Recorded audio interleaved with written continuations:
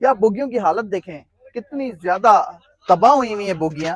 तो इसके अंदर जो मुसाफिर होंगे उन बेचारों की क्या हालत हुई होगी।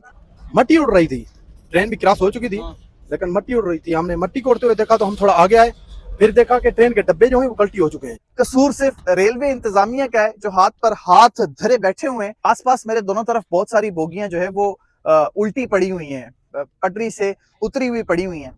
जी, वो जो बोगी है ना, वो हम आए थे तो पुल के ऊपर उल्टी पड़ी हुई थी। ठीक है, जैसे ट्रेन स्पीड में थी ना, उसमें लगी है ना, उस वजह से वो खुद ही बोगी कट गई है। इन बोगियों की हालत मुझसे तो नहीं देखी जा रही, क्योंकि जब मैं इन बोगियों की इस तरह तबाह हुई भी हालत देख रहा हूँ तो मुझे वो मुसाफिर याद आ रहे हैं जो हंसी खुशी अपने प्यारों से मिलकर और अपनी मंजिल की तरफ निकले होंगे। अस्सलाम वालेकुम जी, इस वक्त मैं मौजूद हूँ शहदादपुर और नवाबशाह के दरमियान सरहारी के मकाम पर, जहाँ पर बदकिस्मत हजारा एक्सप्रेस ट्रेन जो है वो हादसे का शिकार हुई। 35 से ज्यादा लोग जहाँ तक हो गए, 100 से ज्यादा लोग जो है वो जख्मी हैं। आप यकीन करें, इस मकाम पर आकर, इस जाए वकुआ पर आकर दिल खून के आंसू रो रहा है। या बोगियों की हालत देखें, कितनी ज्यादा तबाह हुई हुई है बोगियां। तो इसके अंदर जो मुसाफिर होंगे उन बेचारों की क्या हालत हुई होगी। कराची से ये ट्रेन हजारा एक्सप्रेस, बदकिस्मत हजारा एक्सप्रेस ट्रेन जो है वो हवेलियां जाने के लिए निकली और इस मकाम पर जहां पर मैं मौजूद हूँ, यहाँ पर आकर जो है वो ट्रैक के खस्ता हाल होने की वजह से, ट्रैक के तबाह होने की वजह से हादसे का शिकार हुई और बहुत सारी जानें चली गईं। आप यकीन करें, दिल खून के आंसू रो रहा है जब मैं यहाँ पर आकर मैंने बोगियों की जो हालत देखी है ना, अभी आपको मैं दिखाता हूँ कि इतनी बुरी सूरत हाल है कि यहाँ पर लोगों ने पता नहीं कितनी जो है वो चीखो पुकार की होगी, कितने लोगों के आंसू निकले होंगे, कितने लोगों ने अल्लाह से फरियाद की होगी।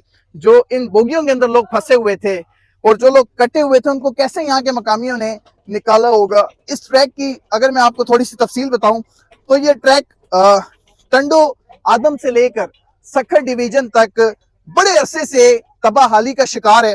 सखर डिवीजन के जितने भी डीएस आए उन्होंने बाज़ाब्ता तौर पर ये ऐलानात किए और इस चीज की तस्दीक की कि ये ट्रैक जो है वो चलने के, ट्रेन के चलने के काबिल नहीं है, लेकिन किसी ने तवज्जो नहीं दी। सब लोग हाथ पर हाथ रखकर बैठे रहे और नुकसान आज इतना बड़ा हो गया। नुकसान होने के बाद जो है ये इस ट्रैक की बहाली का काम किया जा रहा है। और ये जो स्लीपर्स हैं, ये आमतौर पर जो लकड़ी का फट्टा हमें लग रहा होता है पटरी के अंदर लगा हुआ, उसकी जगह जो है ये सीमेंट के जो है वो स्लीपर्स डाले जा रहे हैं ताकि जो है वो इस ट्रैक को बहाल किया जा सके। इस वक्त मैं जिस ट्रैक पर खड़ा हुआ हूँ ये अप ट्रैक है, यानी कराची से, सिंध से पंजाब की तरफ जाने वाला। और मेरे बराबर में जहां आप सबसे ज्यादा तबाहाल बोगी देख रहे हैं, ये डाउन ट्रैक है, यानी कि पंजाब से सिंध की तरफ आने वाला।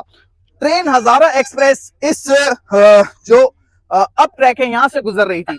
आप यकीन करेंगे कितना बड़ा ये नुकसान है और ये कितने बुरे तरीके से पटरी से उतरी है कि जो डाउन ट्रैक है, जो सिंध की तरफ या कराची की तरफ जा रहा है, वहां पर जाकर ये बोगियां जो है वो गिरी हैं। ये पीछे से एक और ट्रेन आ रही है और इस ट्रैक का जो बहाली का काम है वो थोड़ी देर के लिए रोक दिया जाता है ताकि ट्रेन जो है वो बिल्कुल स्लो गुजर सके। दूसरी बड़ी वजह हादसे की जो अब तक सामने आई है वो ये कि ये जो ट्रैक है जो खराब है, जिसके ऊपर ये कहा गया था कि ट्रेन चलने के ही काबिल नहीं है, लेकिन यहाँ पर जाहिर सी बात है जुगाड़ी तरीकेकार बहुत ज्यादा अपनाया जाता है। तो उन्होंने इस तरीकेकार को अपनाया कि आप जो है वो यहाँ से 20 की स्पीड से, यानी 20 किलोमीटर फी घंटे की रफ्तार से इस ट्रैक से ट्रेन को गुजारे, क्योंकि ट्रैक खराब है। यानी कि आपने मुरम्मत नहीं करनी, ट्रैक सही नहीं करना और एक जुगाड़ी तरीका जो है वो दे देना है। ये ट्रेन देखो यहाँ से जिस स्पीड से गुजर रही है, इसी स्पीड का बताया गया है कि आप इस ट्रैक से इस स्पीड से ट्रेन गुजारें। लेकिन हादसे का शिकार होने वाली बदकिस्मत हजारा एक्सप्रेस 60 से 65 किलोमीटर फी घंटा की रफ्तार से गुजर रही थी, इसीलिए वो हादसे का शिकार हो गई। आइए आपको मैं मजीद बोगियां भी दिखाता हूँ जो यहाँ पर तबाह हुई हुई हैं और पटरी से उतर कर गिर गई थी। 2 से 2.5 घंटे तक यहाँ पर कोई रेलवे हुकाम नहीं पहुंचे थे। जो आसपास के इलाके हैं, वहाँ की जो मकामी आबादी है, वहाँ के मकामी लोग जो है वो आ गए थे, यहाँ लोगों की मदद को पहुंचे और अपनी मदद आपके तहत जो है वो यहाँ से लोगों को रेस्क्यू किया। अस्सलाम वालेकुम। वालेकुम सलाम। ये बताएं कि जब ये ट्रेन हादसे का शिकार हुई, आप कितनी देर बाद यहाँ पर पहुंचे? आपने जो क्या देखा यहाँ पर आते साथ? सबसे पहले हम गश्त कर रहे थे सिटी सरारी का।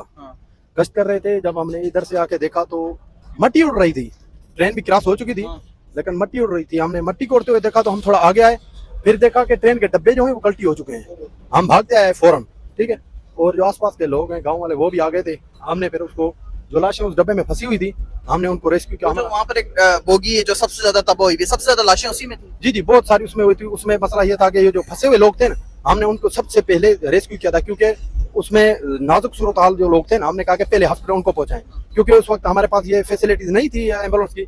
तो हमने मकामी जो लोग थे इधर गाँव वाले, वो भी गाड़ियां अपनी कारें जो प्राइवेट थी वो लेकर आ गए, हमने उनको उसमें डाला और फिर merely Jamali hospital, Nawab Shah hospital और कुछ सरारी भेजे जो उनको ट्रीटमेंट हुई। ठीक है, अच्छा ये बताएं कि मैं यहाँ पर देख रहा हूँ कि बहुत सारी बोगियां बहुत ज्यादा तबाह हुई हुई है, जैसे मेरी पीछे पड़ी हुई है, वहाँ पड़ी हुई है। तो जो अंदर लोग फंसे हुए थे, जो जख्मी थे या जो जाम बहक हो गए, ये ट्रेन की बोगियों को काट कर निकाला गया उन्हें। जी, वो जो बोगी है ना, वो हम आए थे तो पुल के ऊपर उल्टी पड़ी हुई थी। ठीक है, जैसे ट्रेन स्पीड में थी ना, उसमें लगी है ना, उस वजह से वो खुद ही बोगी कट गई है। हमने किसी को हाथ नहीं लगा। हम बराबर में ये नाला है, नहर है, क्या है? ये इधर से नाला है, मेरे ख्याल से इधर नाला जाता था, ये पुराने दौर की बोरी है, ये नाला जाता। तो वो नाले की तरफ भी बोगियां गिर गई सारी। जी जी, नहीं, ये ऊपर पड़ी हुई थी, फिर जो गाड़ी आई थी वो क्रेन जिसको बोलते हैं, उन्होंने इस बोगी के नीचे उतारा है। ये अभी जो ट्रैक बहाली का काम किया जा रहा है, ये कितने दूर तक जो है ये ट्रैक की मुरम्मत की जा रही है? कितना लंबा ये ट्रैक है जहाँ तक खराब था, इसकी मुरम्मत की जा रही है, और कब तक बहाल हो जाएगा अंदाजन? अंदाजा कुछ लगा नहीं सकते, क्योंकि ये काम कल उसी दिन से चल रहा है और ये तकरीबन 1 किलोमीटर तक चल रहा है। वैसे तो सारा ट्रैक पे ये जो है इनकी ये सारी टीमें काम कर रही हैं, ये जो लेबरें होती हैं ये सारे लगे हुए हैं।